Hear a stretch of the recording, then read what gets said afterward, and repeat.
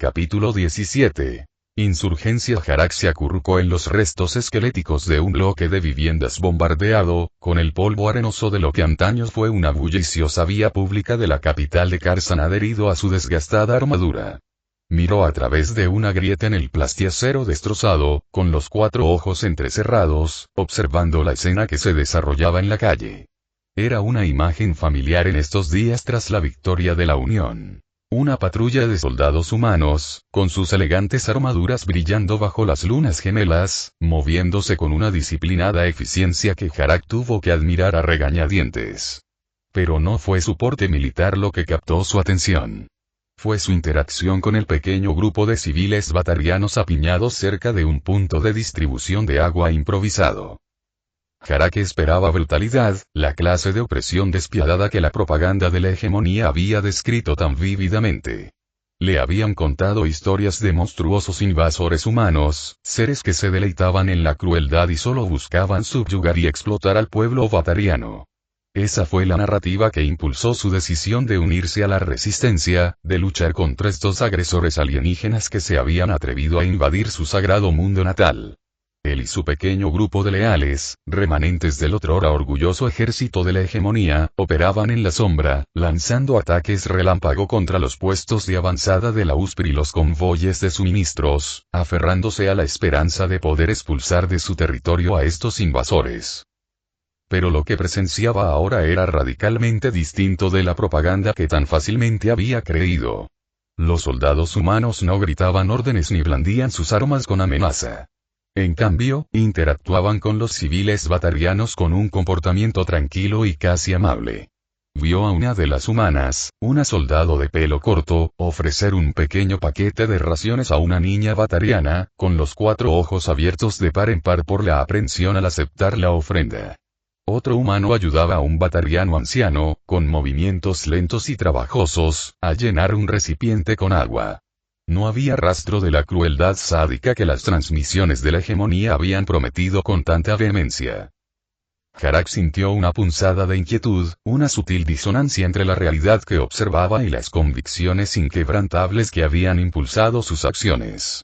Esperaba ver miedo y odio en los ojos de los civiles batarianos hacia sus ocupantes humanos. En cambio, vio una mezcla de cansancio, alivio e incluso una vaga gratitud. Esperaba que los soldados de la Unión trataran a los batarianos con desprecio y desdén. En cambio, presenciaba actos de bondad y un sorprendente grado de respeto. Recordó el informe que recibió de su oficial al mando, un partidario intransigente de la hegemonía que aún se aferraba a la creencia de que de alguna manera podrían revertir su derrota.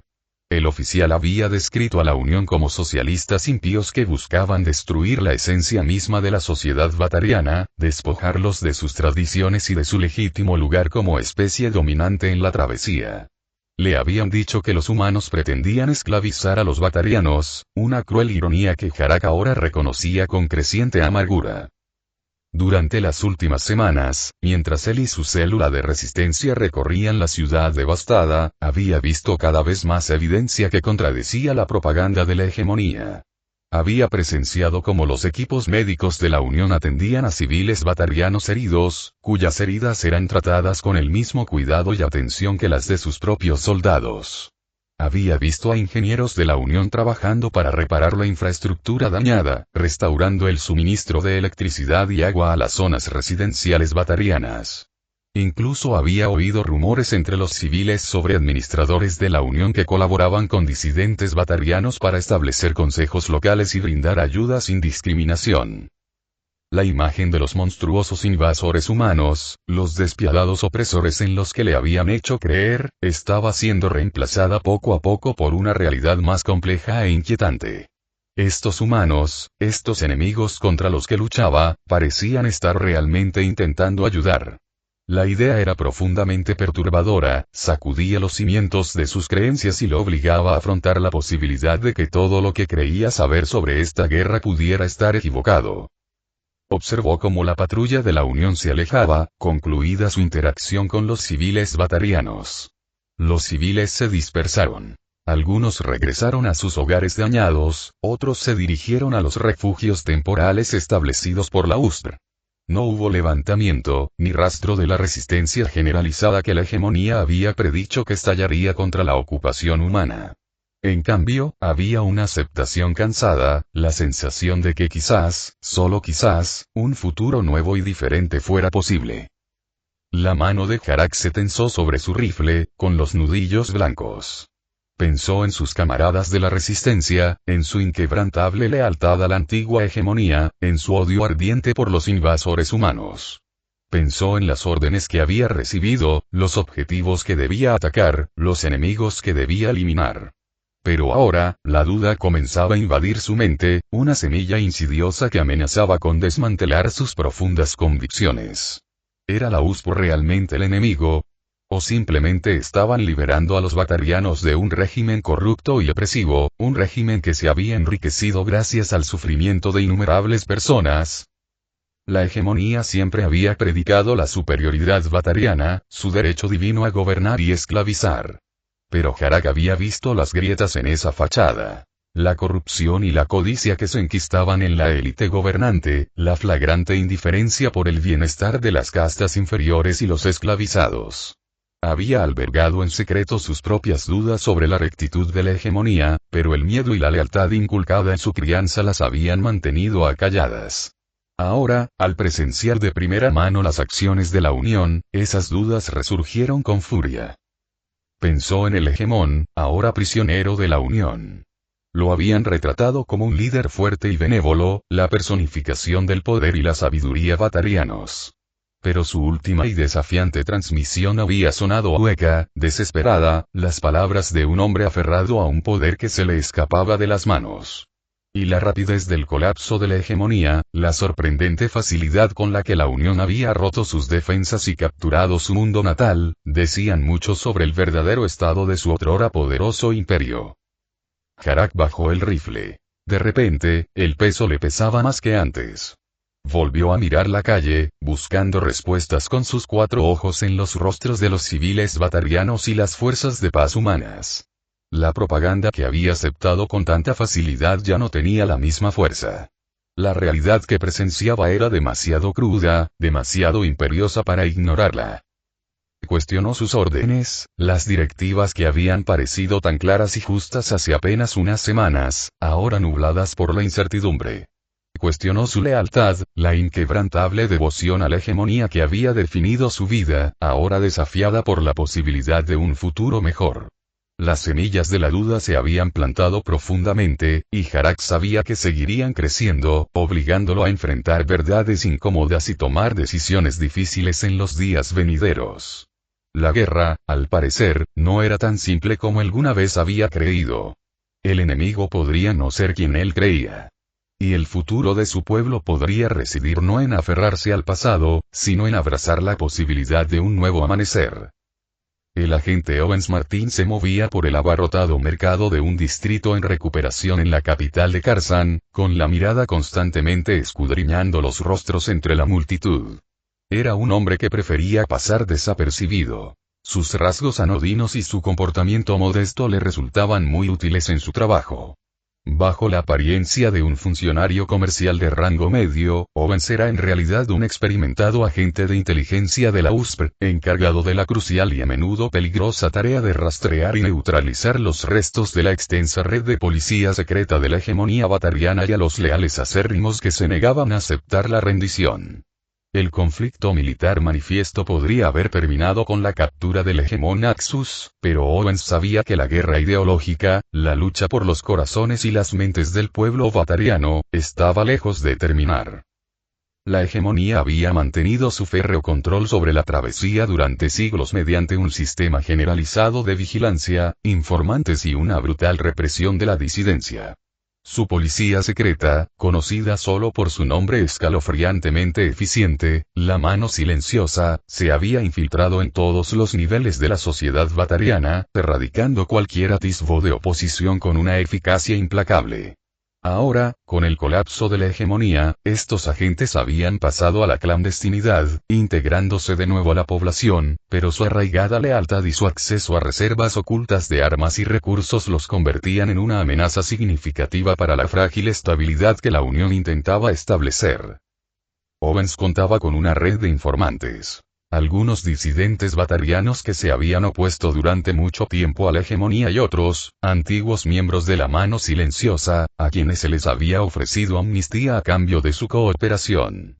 Era un delicado juego de confianza y traición, navegando por la compleja red de lealtades y rencores que impregnaba la sociedad batariana. Pasó horas analizando informes de inteligencia, cruzando nombres y reconstruyendo información fragmentada para identificar posibles células de resistencia y a sus líderes. Había descubierto que algunos de los leales más radicales, impulsados por una potente combinación de fanatismo religioso y una inquebrantable creencia en la superioridad batariana, planeaban actos de sabotaje y terror con el objetivo de socavar los esfuerzos de la USP y reavivar el conflicto. Veían a la Unión no como libertadores, sino como invasores blasfemos que habían profanado su sagrado mundo natal. Su objetivo era sembrar el caos y la inestabilidad, con la esperanza de crear un entorno donde una nueva hegemonía pudiera resurgir de las cenizas. El enfoque de Owens fue doble: usar la fuerza y la persuasión para desmantelar estas células. Para quienes seguían comprometidos con la violencia y representaban una amenaza inmediata, colaboró con unidades militares de la USP para realizar redadas selectivas y neutralizarlos. Pero también reconoció que una solución puramente militar no era sostenible a largo plazo. Muchos de estos leales estaban impulsados por el miedo y el adoctrinamiento, y Owens creía que algunos podrían ser persuadidos a deponer las armas y abrazar la nueva república, especialmente con la promesa de amnistía y la oportunidad de reconstruir sus vidas. Había autorizado la difusión de mensajes cuidadosamente elaborados a través de diversos canales, apelando al pragmatismo del pueblo batariano y a su deseo de paz y estabilidad. Estos mensajes resaltaban el compromiso de la USP con la erradicación de la esclavitud y el establecimiento de una sociedad más justa, contrastándolo con la corrupción y la opresión de la antigua hegemonía. También ofrecían una vía para que los antiguos leales se reintegraran a la sociedad, enfatizando los beneficios de la cooperación y la inutilidad de la resistencia continua. La respuesta fue mixta. Algunos intransigentes se mantuvieron desafiantes, con un odio inquebrantable hacia los humanos. Pero Owens también había visto señales de progreso, con un número creciente de exsoldados y oficiales de la hegemonía rindiéndose a las fuerzas de la USP y expresando su disposición a cooperar. La duda, sembrada por las acciones de la Unión en Kharzán, comenzaba a arraigarse, incluso entre algunos de los leales más fervientes. Owens sabía que la amenaza de insurgencia probablemente persistiría durante algún tiempo, pero estaba decidido a asegurar la estabilidad y evitar el regreso de la violencia y la opresión del pasado.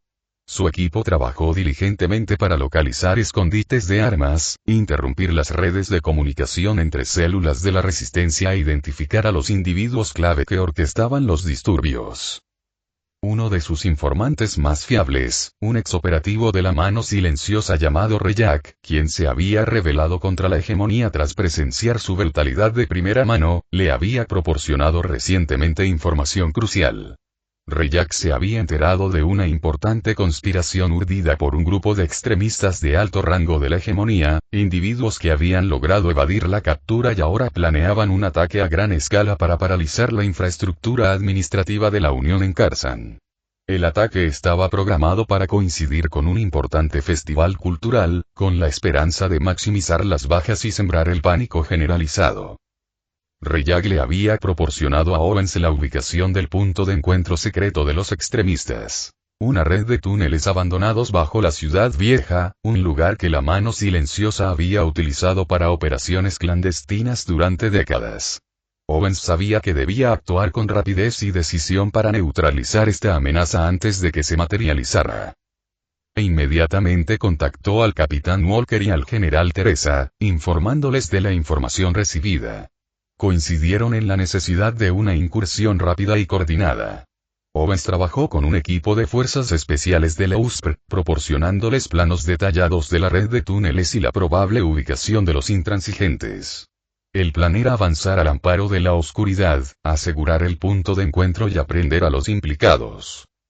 Mientras las lunas gemelas proyectaban sombras largas y misteriosas sobre la ciudad, Owens se encontraba junto al equipo de fuerzas especiales a la entrada del sistema de túneles abandonados. El aire era húmedo y traía un olor rancio a descomposición. Sabía que el peligro acechaba en la oscuridad, pero también sabía que la estabilidad de la nueva república en Karsan dependía de su éxito. Con un gesto de la cabeza al líder del equipo, Owens descendió a los túneles, con el rifle listo para disparar. La oscuridad era densa y opresiva. La única luz provenía de las lámparas tácticas montadas en sus cascos. Avanzaban con cautela, sus pasos resonando en el silencio, siguiendo los sinuosos pasadizos que se adentraban en la tierra. Tras lo que pareció una eternidad, llegaron a una gran caverna, llena del aire con un murmullo de voces. Owens indicó a su equipo que se detuviera, y se posicionaron alrededor de la entrada, apuntando con las armas hacia el interior. A través de una estrecha abertura, Owens pudo ver a un grupo de batarianos fuertemente armados reunidos alrededor de una mesa holográfica, con rostros sombríos y decididos mientras discutían sus planes. Reconoció entre ellos a varios exfuncionarios de alto rango de la hegemonía, individuos que llevaban semanas en la lista de buscados de la Unión. La evidencia era clara. Este era el liderazgo de la resistencia radical restante, y estaban a punto de lanzar un ataque a gran escala. Owens dio la señal, y el equipo de fuerzas especiales irrumpió en la caverna, disparando sus armas en una descarga coordinada. El tiroteo resultante fue breve e intenso. Los radicales, completamente sorprendidos, ofrecieron poca resistencia contra los agentes de la USPR, bien entrenados. En cuestión de minutos, la caverna fue asegurada y los batarianos supervivientes fueron detenidos. Mientras Owens observaba la escena, los cuerpos de los intransigentes caídos y los líderes capturados, sintió una profunda satisfacción. Una grave amenaza para la estabilidad de Karsan había sido neutralizada. Pero sabía que esta era solo una batalla en una larga y continua guerra contra los remanentes de la hegemonía. Las semillas del odio y el resentimiento estaban profundamente arraigadas, y se necesitaría tiempo y un esfuerzo sostenido para asegurar la paz y la estabilidad en este mundo convulso. Su labor estaba lejos de terminar. Capítulo 18. Creciente inquietud. La consejera Tevos se encontraba en el balcón de sus aposentos privados en el Presidium de la Ciudadela. El impresionante panorama de la capital galáctica solía ser motivo de serena contemplación. Sin embargo, esa noche, el vibrante tapiz de luces y el constante flujo de tráfico le resultaban poco atractivos. Su mirada estaba fija en la distante red de retransmisión, sus pensamientos consumidos por los acontecimientos que se desarrollaban en la travesía, en lo que ahora era el antiguo territorio de la hegemonía batariana. Los informes que se habían estado filtrando durante las últimas semanas habían pintado un panorama tan asombroso como profundamente inquietante. La Unión de Repúblicas Planetarias Socialistas, un actor relativamente nuevo en el escenario galáctico, había logrado una victoria rápida y decisiva contra un miembro veterano del Consejo de la Ciudadela, una potencia que, a pesar de su relación a menudo conflictiva con las demás razas, había sido un elemento fijo en la política galáctica durante milenios. La velocidad y eficiencia de la campaña militar de la USPR no tenían precedentes. Las defensas batarianas, consideradas formidables durante mucho tiempo, se habían derrumbado con sorprendente rapidez. Su flota, numéricamente superior, había sido superada en maniobras y derrotada decisivamente. Y ahora, su planeta natal, Karsan, el corazón mismo de su imperio, estaba bajo el control de la USPR, ocupado por sus soldados y administrado por sus oficiales. La noticia de la captura del hegemón conmocionó a la Ciudadela, un crudo recordatorio de la fragilidad incluso de las potencias más atrincheradas ante un adversario decidido y tecnológicamente avanzado. Pero no era solo la victoria militar lo que preocupaba a Tevos. Era la ideología que sustentaba la USPR, sus principios abiertamente socialistas, que parecían tan reñidos con el orden establecido de la galaxia. Su compromiso con la igualdad, la abolición de la esclavitud, su énfasis en la cooperación y el bienestar social. Estos eran conceptos que, si bien loables en teoría, amenazaban los cimientos mismos de los sistemas económicos y políticos que habían gobernado la galaxia durante siglos. La hegemonía batariana, a pesar de todos sus defectos, había sido un fenómeno conocido. Sus motivaciones y métodos eran predecibles, aunque a menudo desagradables. La USPR, por otro lado, era un enigma. Sus objetivos y ambiciones a largo plazo aún eran en gran parte desconocidos, y su creciente influencia en la travesía era un factor potencialmente desestabilizador en el delicado equilibrio del poder galáctico. La sustitución de la hegemonía por una república respaldada por la USPRE en Karsan fue un acontecimiento particularmente preocupante. Si bien Tebos reconocía los males inherentes de la trata de esclavos batariana y el sufrimiento que había causado, la forma en que la Unión había intervenido unilateralmente e impuesto su propia solución política constituía un desafío directo a la autoridad e influencia del Consejo de la Ciudadela. El Consejo, a pesar de todas sus limitaciones, era el órgano rector reconocido de la galaxia, el árbitro de las disputas y el garante de la paz y la estabilidad. Las acciones de la Unión parecían ignorar este orden establecido, lo que sugería una disposición a actuar al margen de la autoridad del Consejo y perseguir sus propios intereses. Se giró desde el balcón cuando su comunicador emitió un suave pitido, indicando un mensaje entrante. Era un canal seguro del consejero Esparatus. Aceptó la llamada, y el rostro severo y escamoso del consejero turiano se materializó en la pantalla holográfica ante ella. Consejero Tebos, comenzó Esparatus, con su habitual tono de precisión militar. Confío en que esté al tanto de la situación en el espacio batariano. En efecto, Esparatus, respondió Tebos con un tono cuidadosamente neutral. La victoria de la USPRE es notable.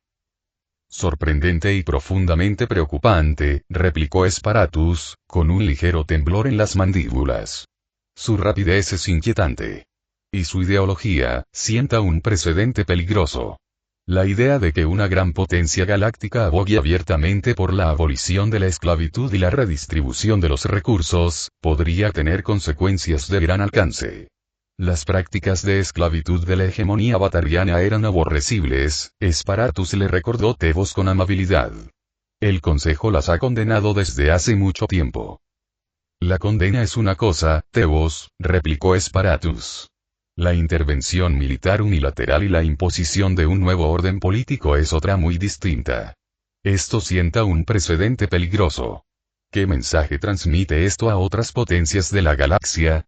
Que los humanos pueden simplemente ignorar la autoridad del Consejo y redibujar las fronteras galácticas a su antojo. Esas son preocupaciones válidas, Esparatus, concedió Tebos. El Consejo debe abordar esta situación. Pero también debemos considerar los posibles beneficios de la caída de la hegemonía. El fin de la trata de esclavos sería un avance significativo para la moral galáctica. ¿A qué precio, Tebos?, insistió Esparatus. A costa de la estabilidad galáctica. A costa de socavar la autoridad del Consejo. La influencia de la Unión en el Traverso es ahora innegable. Han reemplazado a una gran potencia por otra, una que se opone ideológicamente a muchos de nuestros principios fundamentales. La discusión se prolongó un buen rato, y ambos concejales expresaron su inquietud y sospecha ante las acciones de la USPRE y su creciente influencia. Coincidieron en la necesidad de que el Consejo formulara una respuesta unificada ante esta situación sin precedentes. Más tarde esa noche, Tebos inició otra comunicación segura, esta vez con el consejero Valern. El pragmatismo habitual de Valern se vio notablemente atenuado por la preocupación al ver su imagen cobrar vida. Consejera Tebos, la saludó Valern, parpadeando rápidamente. La situación en el espacio batariano es desconcertante. La eficiencia de la USPRE es sin precedentes. Su perspicacia estratégica, notable. Sorprendente y preocupante, Valern, intervino Tebos. La hegemonía batariana era miembro del Consejo. Su reemplazo por una república respaldada por la USPRE es un desafío directo a nuestra autoridad. En efecto, asintió Valern con tono pensativo. Las implicaciones son insignificativas. La ideología socialista de la USPRE podría resultar disruptiva. El concepto de igualdad generalizada ya es poco convencional. Poco convencional y potencialmente desestabilizador, afirmó Tebos. Necesitamos debatir esto en el Consejo. Las acciones de la USPRE no pueden quedar sin respuesta. Estoy de acuerdo, Tebos, dijo Valern. Su creciente influencia en la travesía merece una cuidadosa consideración. Sus avances tecnológicos, sus capacidades militares, han demostrado ser sustanciales. Tebos asintió, mientras su mente ya formulaba la agenda para la próxima reunión del Consejo. La situación de la USPR se agravaba rápidamente, y el Consejo necesitaba actuar con decisión para proteger su autoridad y mantener el delicado equilibrio de poder en la galaxia. Valern, dijo Tebos con voz firme, creo que es hora de una reunión formal del Consejo. Contactaré a Esparatus y propondré que nos reunamos lo antes posible. Necesitamos discutir la creciente situación de la USPR y formular una respuesta unificada. Valern asintió con seriedad. Allí estaré, Tebos. Esto requiere nuestra atención inmediata. Con el acuerdo de Esparatus y Valern asegurado, Tebos inició los protocolos necesarios para convocar una sesión de emergencia del Consejo de la Ciudadela. La rápida y decisiva victoria de la USPR había sembrado la inquietud y la sospecha en toda la comunidad galáctica, y el Consejo, el centro tradicional de poder y autoridad, se enfrentaba ahora a un nuevo y formidable actor cuya ideología y ambiciones seguían siendo en gran parte desconocidas. El futuro de la galaxia, al parecer, podría estar al borde de un cambio significativo y potencialmente transformador. El consejero Esparatus se encontraba ante los miembros reunidos del Consejo de la Ciudadela, con su caparazón reluciente bajo la tenue iluminación de la cámara del Presidium. El aire estaba cargado de una tensión palpable, una mezcla de aprensión y resentimiento latente que se había ido acumulando desde la audaz conquista de la hegemonía batariana por parte de la USPR. Esparatus, con las mandíbulas abiertas en una muestra de frustración apenas contenida, sintió una oleada de impaciencia ante la cautelosa y, en su opinión, totalmente inadecuada respuesta de sus compañeros consejeros ante lo que percibía como un peligro claro y presente para el orden galáctico establecido. Las sanciones iniciales impuestas a la USPR años atrás, tras su primer contacto y su negativa a adherirse a los protocolos del Consejo en materia de exploración y explotación de recursos, habían sido leves, un simple tirón de orejas que, a todas luces, había hecho poco por disuadir sus ambiciones expansionistas. Ahora, con la anexión total del territorio de un miembro del Consejo y la imposición de su ideología alienígena, Esparatus creyó que se requerían medidas mucho más drásticas. Honorables consejeros, comenzó Esparatus, con una voz que resonaba con una convicción firme e indiscutible. Los acontecimientos en la travesía no son simplemente un conflicto regional que podamos observar con desinterés. Las acciones de la USPR representan un desafío fundamental a la autoridad del Consejo de la Ciudadela y a la estabilidad de toda la galaxia. Su rápido y brutal desmantelamiento de la hegemonía batariana, Estado miembro de este mismo Consejo, es un acto de flagrante agresión que no puede ni debe tolerarse. Su ideología socialista, con sus nociones radicales de igualdad y la abolición de las jerarquías establecidas, representa una amenaza directa a los principios sobre los que se han construido nuestras civilizaciones durante milenios. Ya hemos presenciado su atractivo seductor para los elementos marginados de varias especies, y si no actuamos con decisión, esta peligrosa ideología continuará propagándose como un contagio, socavando el tejido mismo de nuestra sociedad galáctica. Hizo una pausa, recorriendo con la mirada los rostros de Tebos y Valern, quienes lo observaban con expresiones que sugerían una mezcla de preocupación y desacuerdo. Tebos, siempre pragmático, parecía inclinado a un enfoque más diplomático, enfatizando la necesidad de diálogo y entendimiento. Valern, si bien reconocía la amenaza potencial, se mostró más cauteloso, receloso de provocar una confrontación directa con una potencia que había demostrado de forma tan demostrable su capacidad militar. Pero Esparatus estaba convencido de que el apaciguamiento solo envalentonaría a la USPR, animándola a invadir aún más el espacio del Consejo e ignorar su autoridad con impunidad. Se acabó la era de la diplomacia cautelosa, continuó Esparatus, alzando la voz con intensidad. Hemos intentado razonar con la USPR en el pasado para incorporarla al gobierno galáctico. Se han negado sistemáticamente, adhiriéndose a sus propios principios alienígenas y persiguiendo su propia agenda expansionista. Ahora, han cruzado la línea. Han derrocado unilateralmente a un miembro del Consejo y lo han reemplazado por un régimen títere alineado con su propia ideología radical. Si permitimos que esto siga así, ¿qué mensaje transmite al resto de la galaxia? que el Consejo es débil, que su autoridad puede ser desafiada sin consecuencias. Debemos demostrar nuestra determinación. Debemos contener su expansión y obligarlos a respetar el orden establecido. Luego expuso su propuesta, con palabras cuidadosamente elegidas para enfatizar la urgencia y la necesidad de su plan de acción. Por lo tanto, propongo que el Consejo de la Ciudadela implemente un embargo comercial completo e integral contra la USPR. Debemos cortar todos los lazos económicos, impidiéndoles acceder a los recursos y mercados de la galaxia. Además, propongo un bloqueo total de todas las rutas espaciales que entran y salen del territorio de la USPR. Debemos demostrar nuestra determinación colectiva aislándolos, impidiendo la propagación de su peligrosa ideología y limitando su capacidad de proyectar poder más allá de sus fronteras actuales. Estas medidas no deben tomarse a la ligera, pero son necesarias para salvaguardar la estabilidad de la galaxia y obligar a la USPR a reconocer la autoridad del Consejo de la Ciudadela. Un murmullo de discusión recorrió a los consejeros y representantes reunidos de los diversos estados clientes de la Ciudadela. El embajador Volus se retorcía las manos con nerviosismo, mientras sus ojos saltones se movían rápidamente entre Sparatus y los demás consejeros. El representante Elcor cambió de postura, y su vocalizador interno emitió un leve murmullo de preocupación.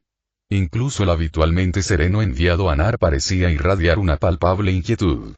Sparatus sabía que su propuesta era drástica y preveía resistencia, sobre todo por parte de aquellas especies cuyas economías dependían en gran medida del comercio con el Traverso. Pero estaba decidido a hacerles comprender la gravedad de la situación y las posibles consecuencias de la inacción. Concejal Sparatus, intervino Tebos con voz tranquila pero firme. Si bien comparto su preocupación por las acciones de la USPR, un embargo comercial y un bloqueo totales serían una medida extremadamente agresiva. Sin duda, provocaría una fuerte reacción de la USPR y podría derivar en un mayor conflicto. Debemos considerar las posibles repercusiones y explorar todas las vías diplomáticas antes de recurrir a medidas tan drásticas. La diplomacia ha fracasado, concejal Tebos, replicó Sparatus con tono cortante. Hemos intentado dialogar con la USPR, y solo han mostrado desprecio por nuestras tradiciones y nuestra autoridad. Sus acciones hablan más que cualquier palabra. Han demostrado su disposición a usar la fuerza para lograr sus objetivos, y debemos responder con una demostración de fuerza a la altura de la suya. Una respuesta débil solo se interpretará como una invitación a nuevas agresiones. Luego dirigió su atención a Valern, con la esperanza de convencer al consejero Salariano. Consejero Valern, usted conoce bien los avances tecnológicos de la USPR.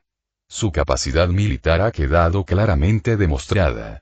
¿De verdad queremos darles más tiempo para consolidar su poder y desarrollar aún más su tecnología mientras nos enfrascamos en interminables discusiones diplomáticas? Una respuesta firme y decisiva ahora es la única manera de contener esta amenaza antes de que se escape de nuestro control.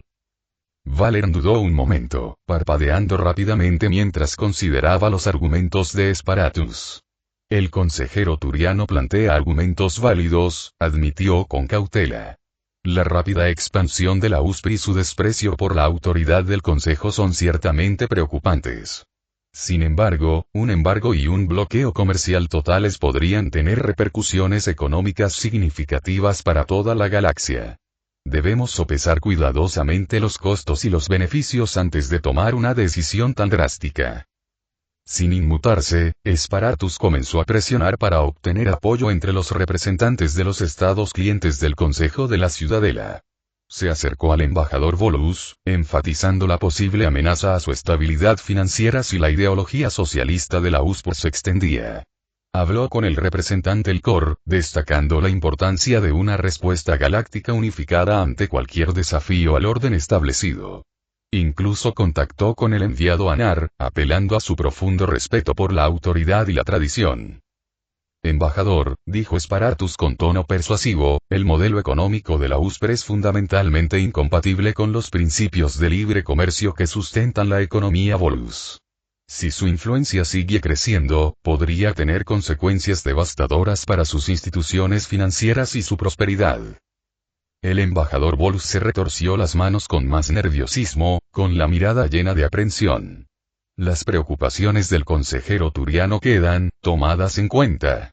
El Consejo Volus considerará este asunto detenidamente. Dirigiéndose al representante de Elcor, Esparatus enfatizó la importancia de la unidad galáctica ante una amenaza potencial. Embajador, la fuerza del Consejo de la Ciudadela reside en su unidad. Debemos alzar una sola voz contra este flagrante acto de agresión. Una respuesta firme y decisiva enviará un mensaje claro a la USPR y a cualquier otra potencia que considere desafiar nuestra autoridad. El representante de los Elcor murmuró pensativo. Los Elcor agradecen la perspectiva del consejero turiano. La unidad es, sin duda, importante. Los Elcor deliberarán sobre esta propuesta. Finalmente, Esparatus se dirigió al enviado Anar, apelando a su respeto por el orden establecido. Enviado, las acciones de la USPR constituyen una clara violación de la ley y la tradición galácticas. El Consejo de la Ciudadela tiene la responsabilidad de defender el orden establecido y garantizar que todas las especies respeten su autoridad. Es necesaria una respuesta contundente para mantener la estabilidad y la armonía de la galaxia. El enviado Anar guardó silencio un instante, mientras sus patrones bioluminiscentes parpadeaban pensativos. Meditará en la sabiduría de las palabras del consejero turiano. El equilibrio de la galaxia y es algo delicado. Esparatus sabía que asegurar el apoyo de los estados clientes sería crucial para influir en las opiniones de Tebos y Valern.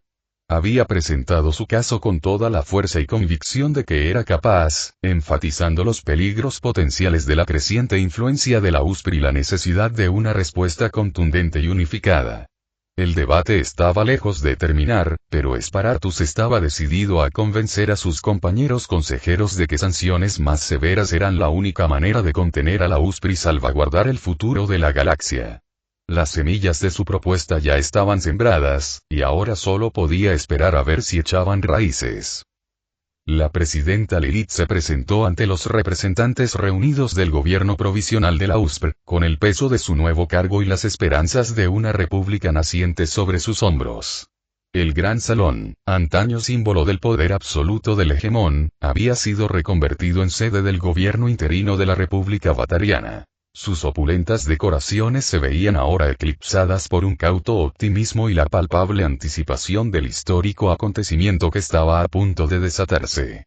Apenas unos meses atrás, una reunión así un líder batariano solicitando formalmente una alianza con el mismo poder que había desmantelado la hegemonía habría sido impensable, un acto de traición castigado con una ejecución inmediata y brutal. Pero el antiguo orden se había desmoronado, y de las cenizas de la opresión, un nuevo estado batariano luchaba por emerger, uno que reconociera la necesidad de forjar nuevas alianzas en una galaxia que había cambiado radicalmente. Lilith, ex académica y defensora veterana de los derechos de las castas inferiores y de los esclavos en la sociedad batariana, había cobrado relevancia tras la intervención de la USPR.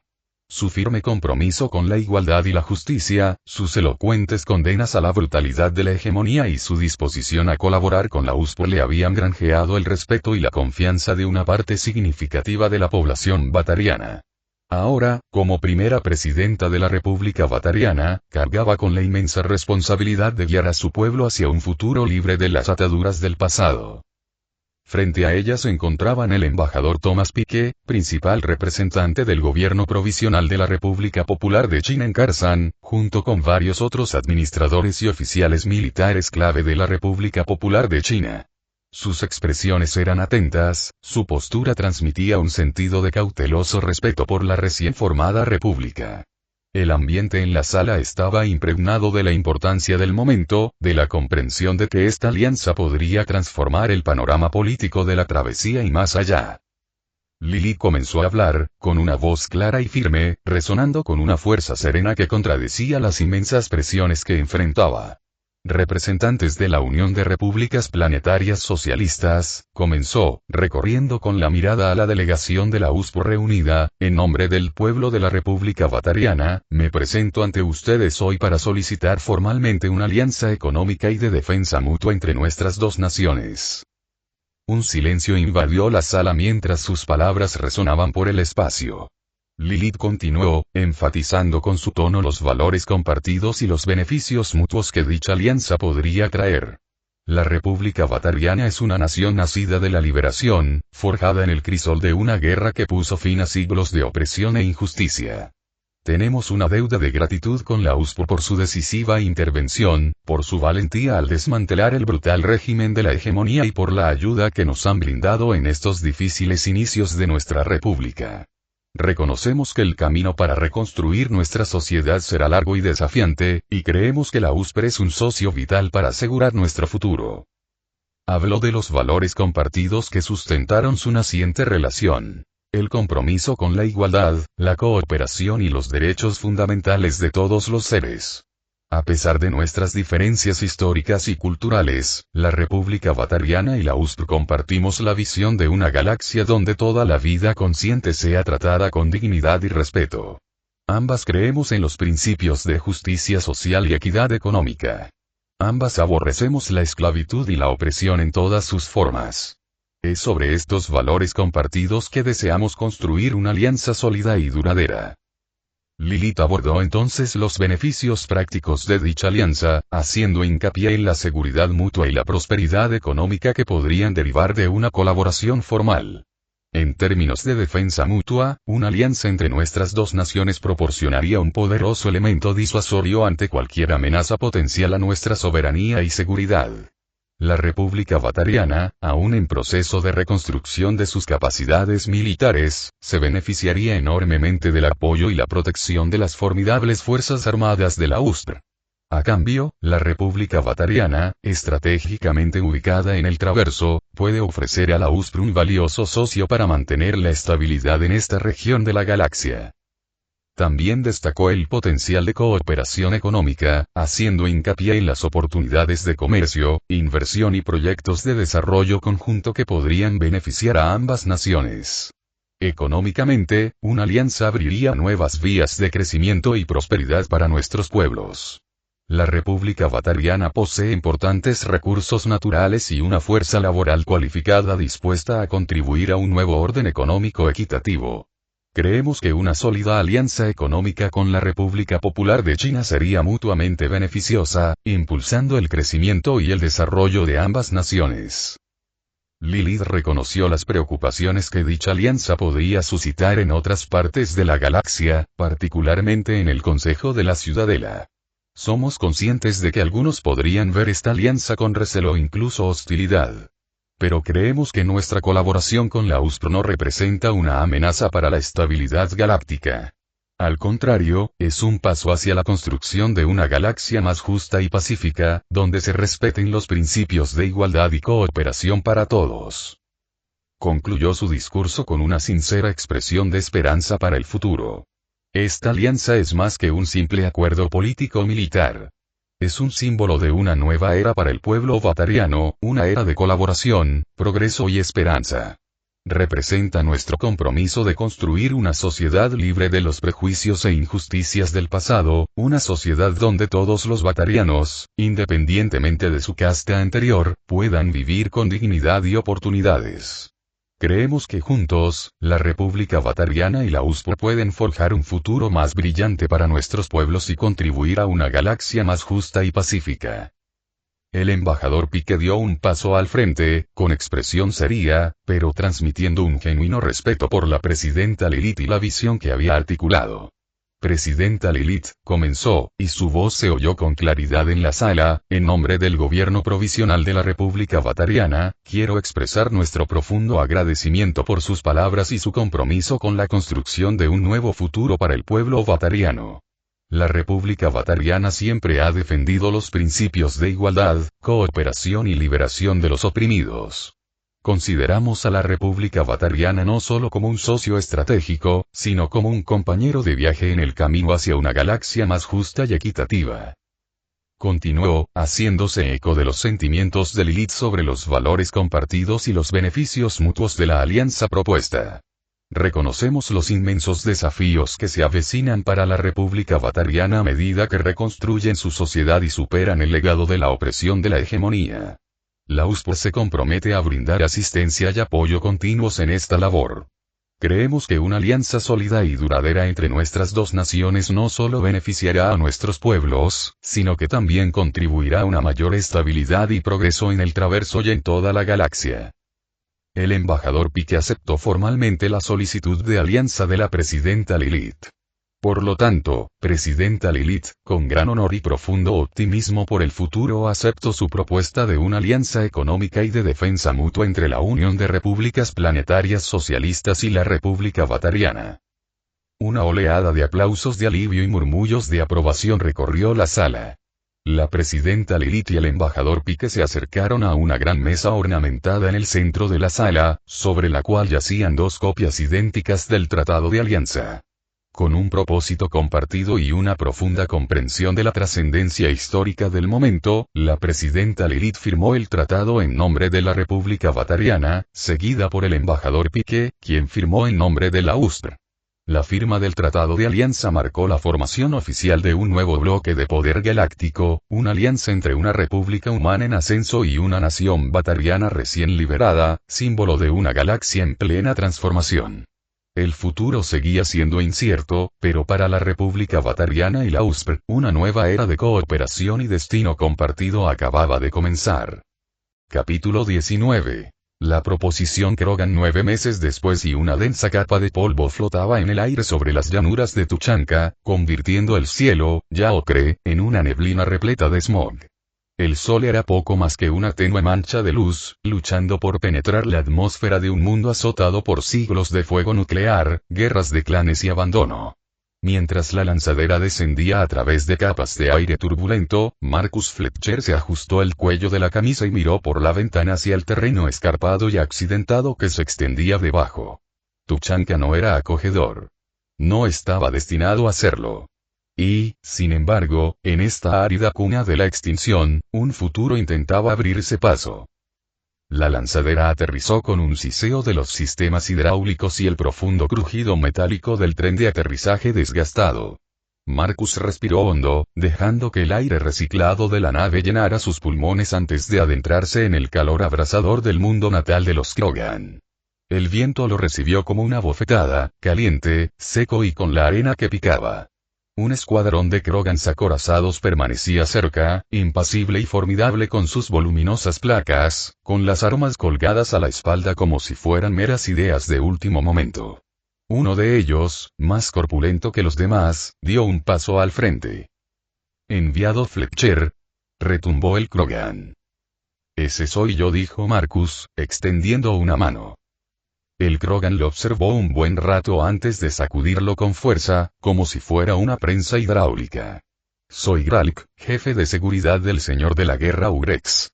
Vendrás con nosotros». No era una petición, pero Marcus no se ofendió. Era un invitado, después de todo, y la diplomacia requería más que palabras. Asintió y lo siguió, flanqueado por el escuadrón, que lo conducía a través de los páramos abrasados hacia la fortaleza del clan Urnot.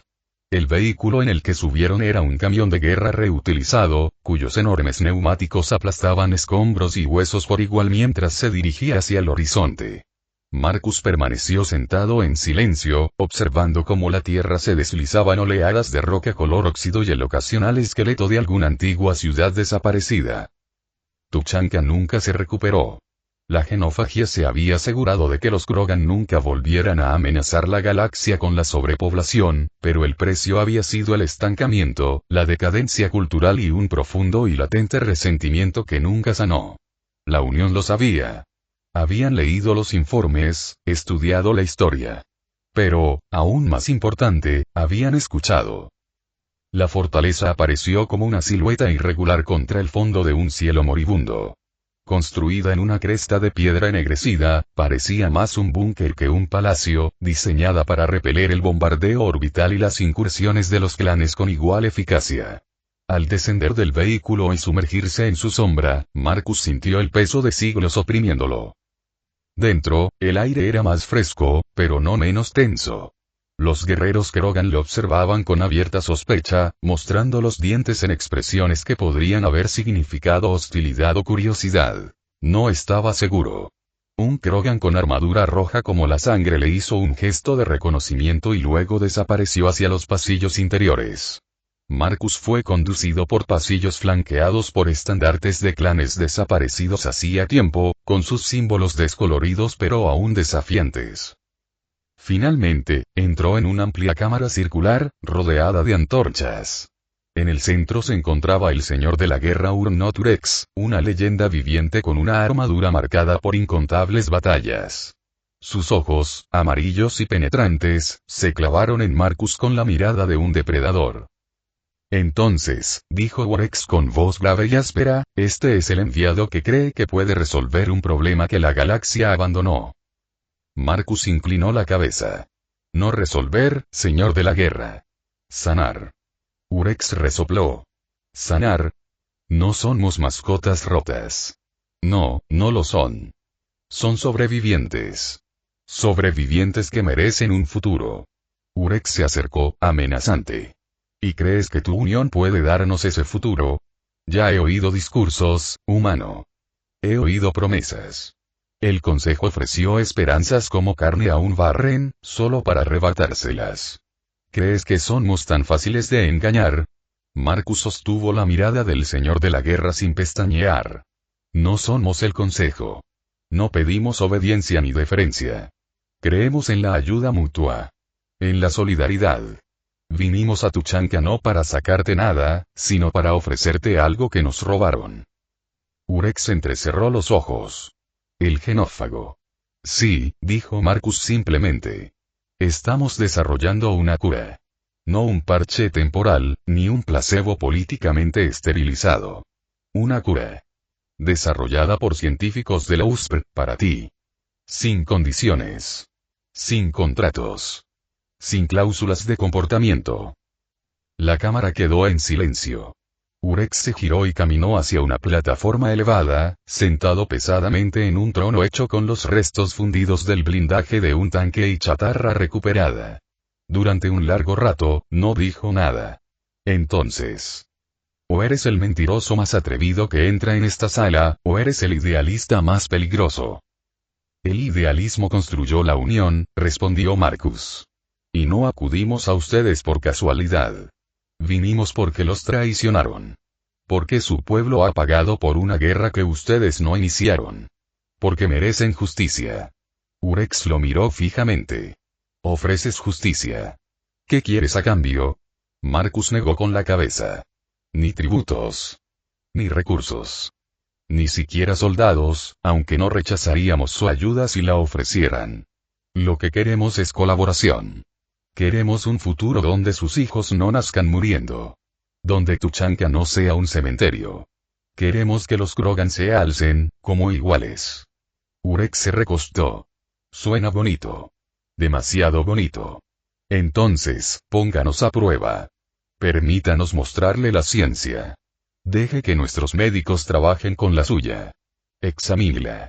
Cuestítela. Desmútela si puede. No le ocultaremos nada. Queremos que crea porque lo ve, no porque lo digamos. Otro silencio. Urex tomó una petaca que tenía a su lado y bebió profundamente. Se limpió la boca con el dorso de una mano enorme y se levantó. Hablas bien, Fletcher. Demasiado bien. Pero no te equivocas. Mi gente se está muriendo. Lentamente. En silencio. La genofagia nos convirtió de guerreros en fósiles. Si de verdad tienes una cura, si es real, entonces quizá merezcas ser escuchado. Le hizo una seña a Gralk. Prepara una reunión con los ancianos. Ellos decidirán si una delegación acompaña a este enviado. Luego miró a Marcus. Si las promesas de la unión son falsas, destrozarán tus laboratorios con sus propias manos. Si dices la verdad, quizá sea hora de que la galaxia aprenda lo que ocurre cuando un Krogan nace con esperanza. Marcus se permitió un leve asentimiento. Gracias, señor de la guerra. No te arrepentirás. Urex sonrió, con una expresión más temerosa que amistosa. Ya veremos. Siempre lo hacemos. Al salir de la sala, escoltado de nuevo por guardias Krogan, Marcus dejó que las primeras punzadas de alivio se instalaran. No era un sí, todavía no. Pero era lo más cercano a la esperanza que los Krogan habían permitido en generaciones. Y tal vez, si la cura se mantenía, si el futuro que ofrecían era verdaderamente mutuo, verdaderamente igualitario, entonces este planeta devastado por la guerra ya no sería un símbolo de extinción, sino la cuna de algo nuevo. Y en el viento seco y abrasador de Tuchanka, Marcus Fletcher sonrió. La revolución apenas comenzaba. La tormenta de polvo finalmente se había calmado, dejando tras de sí un silencio tan absoluto que oprimía los oídos como la presión en el fondo del mar. Urnot Urex se alzaba sobre el afloramiento irregular que dominaba la cuenca central del campamento Urnot, un conjunto de búnkeres prefabricados, placas metálicas y estructuras de chabolas apiñadas como supervivientes de un asedio olvidado. En cierto modo, eso era exactamente lo que eran. Supervivientes. Supervivientes de la genófaga. De 1000 años de estancamiento. De una galaxia que prefería verlos desvanecerse antes que resurgir. Y ahora, como el primer tenue rayo de luz matutina antes de una tormenta, allí estaba la oferta. Había escuchado la propuesta de Marcus sin pestañear, con el rostro marcado por cicatrices impenetrable mientras el enviado humano exponía las intenciones de la Unión. Sin promesas de servidumbre. Sin exigencias de sangre Krogan ni de servicio mercenario. Solo la oferta de una cura completa y permanente para la genofagia, respaldada por la ciencia y la acción, no por una retórica diplomática altiva. Y no bajo la petulante supervisión de una ciudadela que había permanecido inactiva durante siglos. Urex ya había oído ofertas así. Había aprendido hacía mucho tiempo que la esperanza era a menudo una espada envenenada, ofrecida con una sonrisa y retirada cuando más se la necesitaba. Los salarianos habían traído la genofagia. Los turianos habían impuesto su propagación. Y las Asari, siempre hábiles en su manipulación, habían convertido el sufrimiento Krogan en una nota al pie en su gran visión de paz galáctica. Pero la USPR era diferente. Había combatido a los batarianos no con ataques orbitales y devastación colateral, sino con cuidadosas invasiones terrestres y reconstrucción. Urex había leído los informes, meticulosamente traducidos, detallados y verificados por agentes de Shadow Broker. La USPRE había derrocado el régimen esclavista de Karsan y lo había reemplazado no con títeres, sino con una república. Una república real. Y luego habían dejado en paz a los batarianos. Eso fue más de lo que cualquier otra potencia galáctica había hecho jamás. Era inquietante.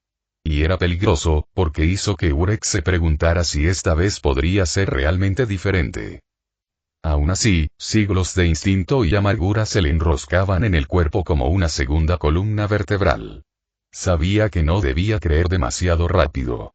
Se apartó del mirador y descendió a la cuenca. Sus fuertes pisadas hacían resbalar pequeñas piedrecitas sobre la tierra compacta.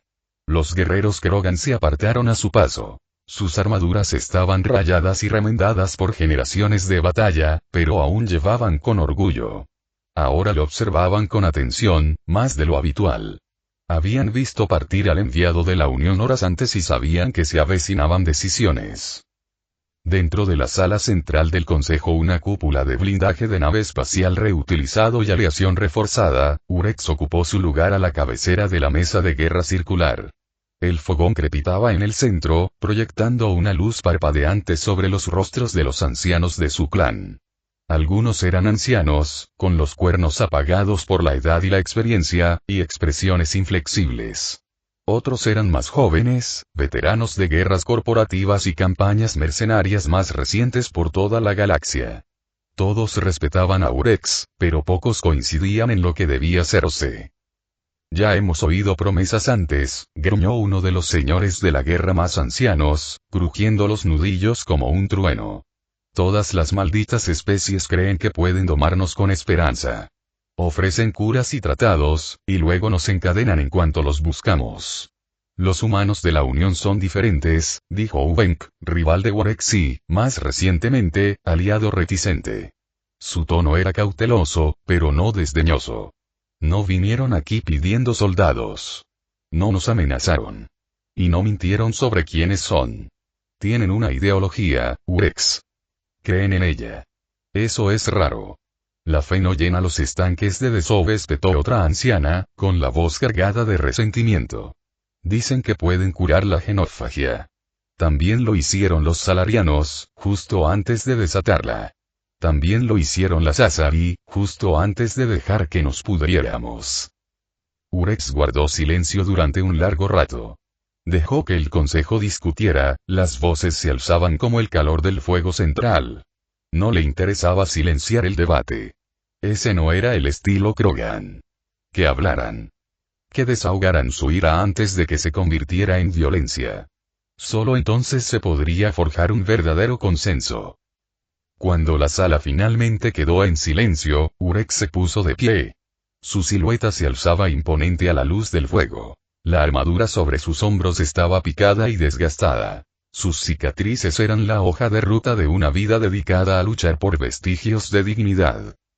No estoy ciego, empezó, con un gruñido bajo que resonó por las paredes de acero. Sé lo que hemos pasado. He visto morir a generaciones de nuestro pueblo, no en batalla, sino en silencio. Sin descendencia. Sin futuro. Solo una extinción lenta y progresiva. Hemos construido nuestra vida sobreviviendo. Pero sobrevivir no es lo mismo que vivir. No para los guerreros. No para un pueblo como nosotros. Se giró para encarar a cada anciano.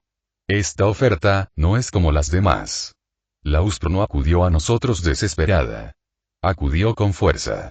Acabaron con el estado esclavista batariano en menos de un año y construyeron una república sobre sus cimientos. Y lo hicieron sin pedir nada a cambio.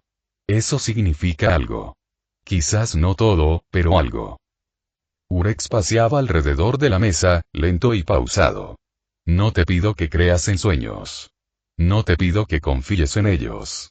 Te digo que investiguemos. Que lo veamos con nuestros propios ojos. Enviamos guerreros con este enviado, Marcus, y examinamos su investigación, su cura. Si es real, actuamos. Si no lo es, nos marchamos. Pero lo hacemos con los ojos bien abiertos. Uvenka sintió lentamente, con los brazos cruzados. Entonces me iré. Lideraré la delegación. Si mienten, lo sabré. Si nos están tomando el pelo, traeré a su enviado aquí yo mismo. Un rumor de aprobación recorrió la cámara. Urex miró a Uvenk con los ojos entrecerrados, pero asintió lentamente. Su rivalidad aún persistía, pero Uvenk no era ningún idiota. Poseía la mente táctica y la crueldad necesarias para detectar el engaño. Y lo que es más importante, tenía la reputación de infundir respeto entre los clanes más escépticos. Elegiré a otros 3 para que te acompañen, dijo Urex. Un científico, un maestro de batalla y un anciano del clan. Quiero cubrir todos los aspectos. Observarás su investigación. Hablarás con su gente. Verás cómo tratan a quienes dicen ayudar. Luego regresa y dime si vale la pena el riesgo. Un guerrero más joven a la derecha de Urex se burló. ¿Y si lo son?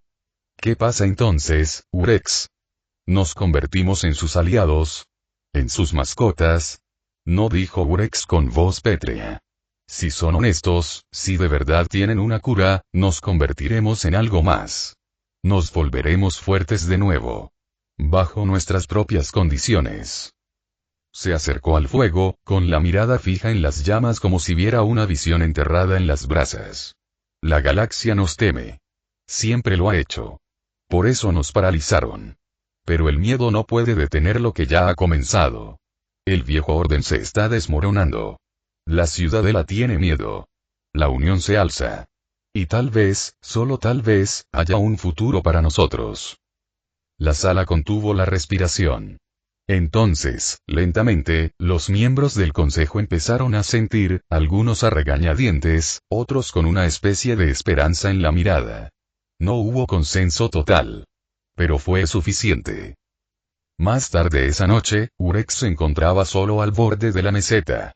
Las estrellas brillaban, sin polvo ni tormenta. Miró hacia el vacío, hacia la Tierra, Marte y la vasta red de mundos de la Unión. En algún lugar, un humano llamado Marcus Fletcher regresaba con su pueblo, y con él irían 4 delegados Krogan. La frágil confianza de su pueblo se sentía como brasas en la palma de la mano. No se atrevía a llamarlo esperanza. Todavía no. Pero mientras el viento soplaba a su alrededor, trayendo el aroma de piedra seca y batallas antiguas, Urek sintió algo en lo profundo del pecho, algo que no había sentido desde antes de que la genófaga los despojara de todo. Posibilidad. Gruñó, se volvió hacia el campamento y gritó una última orden a los guardias. Preparen la delegación. Salen al amanecer. Capítulo 20. Descifrando el genófago. Los laboratorios a bordo de la instalación de investigación orbital Tsiolkovsky, suspendida en una órbita geosincrónica estable sobre Marte, vibraban con el ritmo metódico de mentes concentradas y máquinas calibradas. La estación, una de las muchas instalaciones de vanguardia operadas bajo los auspicios de la USPR, se había convertido en un faro para la ambición científica, libre de las restricciones corporativas y el secretismo nacionalista. Su elegante casco de aleaciones de carbono y titanio reflejaba la luz solar marciana con un sutil brillo rojizo, mientras que en lo profundo de sus estériles pasillos se gestaba una revolución silenciosa, clínica y forjada en placas de Petri y secuenciadores genómicos. El Dr. Tornevol se encontraba en el panel de observación que dominaba el laboratorio 6, con los brazos cruzados sobre el pecho. El blanco sintético de su bata reflejaba la tenue luz. Alto y ligeramente demacrado, de rasgos afilados y angulosos y cabello recogido en un moño suelto, Vol tenía el aire de alguien que hacía tiempo había cambiado la comodidad por la convicción. Ex profesor de genética del Instituto Genómico de Baltimore, se había unido a la Dirección Central de Investigación de la USPR poco antes del primer contacto, arrastrado por la vasta colectivización del conocimiento y el talento científicos que la Unión había impulsado. Donde otros veían el caos de la galaxia como una amenaza, Torne había visto potencial. Un crisol evolutivo, una oportunidad sin precedentes para aprender, adaptarse y progresar. Su enfoque hoy fue singular. La genofagia. Esa herida cruel y calculada infligida a toda una especie. Habían pasado semanas desde la llegada de la delegación Krogan. Guerreros canosos envueltos en una armadura de caparazón multicapa. Su presencia en el laboratorio era un descanso extraño pero bienvenido de la monotonía habitual de microscopios y bases de datos. Se mantenían estoicos, silenciosos la mayor parte del tiempo, pero alerta. Vigilantes. Urnotrex los había enviado bajo condiciones de cautelosa cooperación, y aunque hablaban poco, sus ojos contaban historias de 1000 generaciones sin esperanza. Vol conocía ese peso, aunque él mismo nunca pudiera soportarlo por completo. El Adn Krogan era un laberinto, mucho más denso y redundante que el de sus equivalentes humanos. Su estructura de triple hélice, combinada con una capacidad regenerativa intrínseca, los hacía biológicamente casi inmortales, un rasgo que los había convertido en tropas de choque indispensables durante las guerras Rachni, y posteriormente, en demasiado peligrosos para permitir que se les permitiera actuar sin control. Los salarianos temían su tasa de natalidad exponencial y, con la ayuda de los turianos, idearon el genófago. Un virus de esterilidad genética que atacaba el núcleo mismo del sistema reproductivo Krogan. No era un arma de guerra, sino de desgaste. Había diezmado no el cuerpo, sino el futuro. La tarea de Torne, su obsesión era deshacer este crimen. No solo curar un virus, sino reescribir un capítulo de la historia galáctica. Su equipo de laboratorio se movía con eficiencia demostrada. Yao Lin, viróloga de la República del Pacífico de la Unión, manipulaba una variante de CRISPR para la edición genética mediante una interfaz holográfica, mientras sus dedos se deslizaban entre secuencias del genoma Krogan. A su lado, la doctora Mayra Did, experta en sistemas xenoreproductivos, analizaba miles de muestras de datos de informes desclasificados. El hecho de que dichos documentos fueran ahora de dominio público dentro de la Unión era prueba de sus políticas de transparencia radicales. Incluso a los médicos de campo Krogan se les había permitido observar y, ocasionalmente, ayudar en el análisis de los efectos del genófago en las generaciones recientes. Torne había organizado la investigación en 3 fases. Primero, un mapeo exhaustivo de la varianza genética Krogan, recolectando muestras de tejido y sangre de todos los clanes y épocas, para garantizar que no se diseñara una solución universal. Segundo, una deconstrucción retroactiva de los mecanismos del genófago utilizando datos originales de despliegue salariano. Tercero, la síntesis de un contraagente. Un retrovirus viable capaz de revertir los efectos del genófago sin causar rechazo inmunitario ni mutaciones secundarias. El descubrimiento se produjo inesperadamente durante un análisis de rutina. Fue Yao Lin quien lo notó primero. Dr. Vol, gritó con voz tranquila pero urgente, mire estos patrones de respuesta de las citocinas. Esta muestra Urnod Bardock, de 72 años presenta una resistencia al prototipo retroviral diferente a la de las demás. La respuesta inmunitaria es elevada, pero se estabiliza, en lugar de rechazarla. Thorne se movió con rapidez, entrecerrando los ojos. La holoproyección apareció en la pantalla, mostrando marcadores de proteína de pico en azul neón. Se está adaptando, susurró, casi con incredulidad. El sistema inmunitario está aprendiendo. Reconoce el retrovirus no como una amenaza, sino como una corrección. Durante las siguientes 30 horas, el equipo reestructuró el vector retroviral para mejorar la compatibilidad con este comportamiento inmunitario. Apodaron la nueva iteración Proyecto Bardock, en honor al sujeto de prueba cuyo cuerpo había mostrado los primeros signos de esperanza celular. Al manipular una secuencia latente del código regenerativo Krogan considerada durante mucho tiempo ajena a la fertilidad, descubrieron un ciclo de retroalimentación. Una forma de reactivar las enzimas reproductivas latentes sin desencadenar las cascadas autoinmunes que habían hecho fracasar los intentos de curación anteriores. Cada éxito se recibió con un optimismo cauteloso. Vol aplicó rigurosos protocolos de prueba, simulaciones in vitro que imitaban ciclos de gestación completos, pronósticos mutacionales a largo plazo y ensayos de estabilización hormonal. Los resultados fueron prometedores. Sorprendentes, incluso. Días después, volvió a la ventana de observación, observando un holograma a cámara rápida del último grupo de gametos Krogan en meiosis. Los procesos, antes atrofiados, habían recuperado toda su complejidad. Sin degradación. Sin colapso. Estaban completos de nuevo. ¿Lo hemos logrado?, preguntó Mair, con una voz apenas más profunda que un susurro. Thorne no respondió de inmediato. Observó los datos. Los cruzó. Volvió a ejecutar los protocolos. Luego se giró lentamente, con el rostro pálido pero decidido. Hemos revertido la genofagia, dijo. Al menos in vitro. Esto está listo para la siguiente fase. No hubo celebración. Todavía no. Solo el aliento compartido de quienes sabían que el verdadero trabajo apenas comenzaba. Las implicaciones eran asombrosas. Una cura eficaz significaba más que una simple restauración biológica. Significaba la restauración de la cultura, del linaje, de un pueblo al que durante mucho tiempo se le había negado la dignidad de la continuidad. Significaba confianza. En la unión, en la ciencia, en la solidaridad entre especies. Pero Vol sabía que habría resistencia. Política, ideológica, incluso ética. No todos creían que los Krogan merecieran una segunda oportunidad. Y no todos los Krogan confiarían en el regalo que se les ofrecía. Envió un mensaje seguro a Urnotrex a bordo del crucero diplomático atracado fuera de los anillos de Saturno, solicitando una audiencia privada. Era hora de que el Señor de la Guerra viera con sus propios ojos lo que la Unión había logrado, no en promesas, sino en la práctica.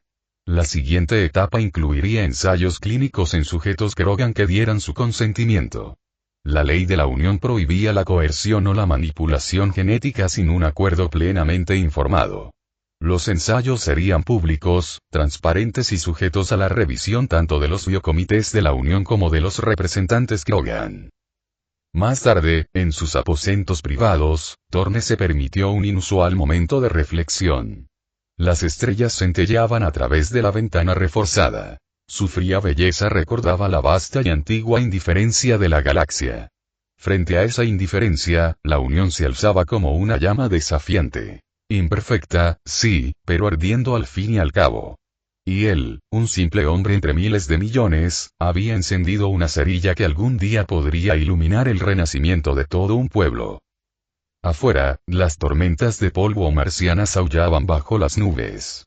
Dentro del Tsiolkovsky, un nuevo tipo de viento soplaba, uno que podría sacar a los Krogan de su largo invierno y llevarlos a una primavera largamente esperada. La oficina del consejero Valern estaba en silencio, salvo por los suaves pitidos de los datos de inteligencia cifrados que entraban por la terminal integrada en la madera pulida de su escritorio. La luz ambiental era tenue, simulando la atmósfera nublada de las tierras altas de Surkesh, una preferencia calculada que lo ayudaba a pensar. Ante él danzaban las líneas siempre cambiantes de interceptaciones de STG y expedientes contrastados. Cada cadena de datos, cada informe marcado, cada comunicado analizado, tejía un tapiz creciente de preocupación. En el centro de todo ello se encontraba la Unión de Repúblicas Planetarias Socialistas y los Krogan. Valern se recostó ligeramente, juntando sus largos dedos bajo la barbilla mientras releía el último despacho.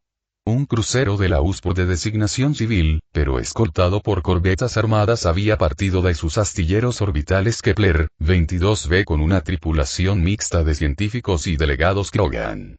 Se dirigía a la estación de investigación de Marte, donde, según información fidedigna, la USPR había estado trabajando incansablemente para revertir la genófago. Ya no era solo teoría ni propaganda vaga. Los registros interceptados, los manifiestos de envío de medicamentos y los resultados preliminares de laboratorio sugerían que estaban cerca.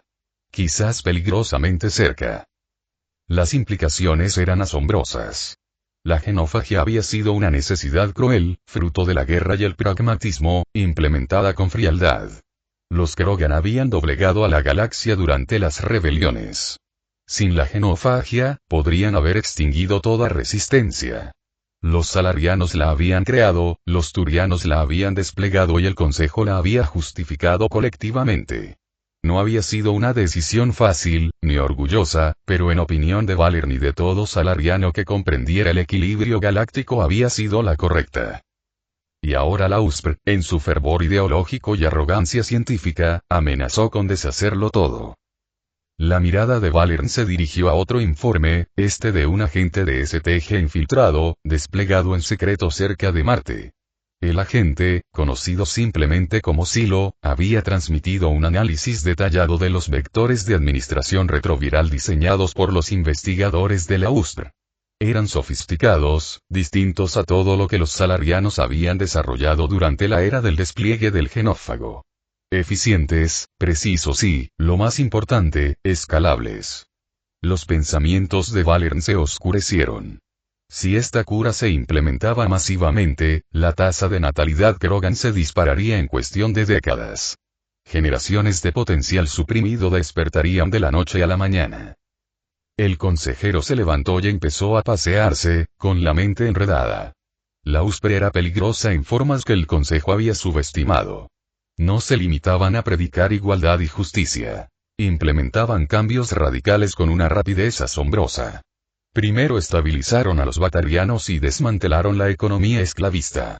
Ahora cortejaban a los Krogan, ofreciéndoles lo que el Consejo nunca pudo. Un camino no solo hacia la supervivencia, sino hacia el renacimiento. Y estaba funcionando. Urex escuchaba. Los clanes enviaban emisarios. ¿Qué pasaría cuando los Krogan volvieran a tener hijos, miles, decenas de miles? ¿Qué pasaría cuando se aliaran política y militarmente con la USPR? Abrió un canal seguro con el consejero turiano Sparatus. Sparatus, dijo secamente, sin preámbulos. La USPR ha comenzado a desplegar delegados Krogan en sus estaciones de investigación. La información sugiere una reversión exitosa in vitro del genófago. Esto ya no es una simple conjetura. Hubo una pausa, y luego la voz del turiano, entrecortada y baja. He visto los informes preliminares. Esperaba que fueran exagerados. No lo son. He verificado los datos yo mismo. Su cura no es ninguna farsa. Si esto sigue adelante, si los Krogan se curan y permanecen bajo la influencia de la USPR, podríamos estar ante un realineamiento de poder sin precedentes desde las rebeliones. No necesito recordarles de lo que es capaz una especie Krogan unida y fértil. Sparatus gruñó débilmente. Urex no es como los antiguos señores de la guerra. Es más comedido. Sigue siendo un Krogan, espetó Valern. Y Warex no vivirá para siempre. Si se propaga una cura, la nueva generación no recordará la moderación. Recordarán las rebeliones. Recordarán el papel del Consejo en su esterilidad. Recordarán a la USP como libertadora. Esparatus guardó silencio un momento. Luego, con un suspiro, dijo: ¿Qué propones? Convocamos una sesión de emergencia. El Consejo debe reunirse hoy mismo. Esto ya no es un asunto político. Es un riesgo para la seguridad galáctica. Hay que detener la cura. O, si no se puede detener, su despliegue debe limitarse estrictamente, regularse y, de ser necesario, sabotearse. No será fácil venderle eso a Tebos. La voz de Valern se agudizó. Entonces hazle entender. Las Asari también tienen mucho que perder. Una población Krogan rejuvenecida, alineada con un creciente bloque socialista interestelar. ¿Cuánto tiempo pasará antes de que las colonias exteriores de Tesia se inclinen hacia los ideales de la USP? ¿Cuánto tiempo pasará antes de que sus ciudadanos se pregunten por qué el Consejo fracasó donde la Unión triunfó? Cortó el canal antes de que Esparatus pudiera responder. El tiempo apremiaba. A continuación, Valern se conectó directamente con el consejero Tebos. La imagen de la Asari apareció en su pantalla, majestuosa como siempre, con una expresión indescifrable. Concejal, empezó, más comedido esta vez. Confío en que haya leído el último análisis de STG. Sí, dijo, entrecerrando ligeramente los ojos. Parece que la Unión ha avanzado más de lo que pensábamos. Demasiado lejos. Sus científicos han aislado la secuencia genética objetivo. Ya han producido un contraagente retroviral. Esta es una escalada estratégica. Tebos arqueó una ceja. ¿Escalada? ¿O avance humanitario?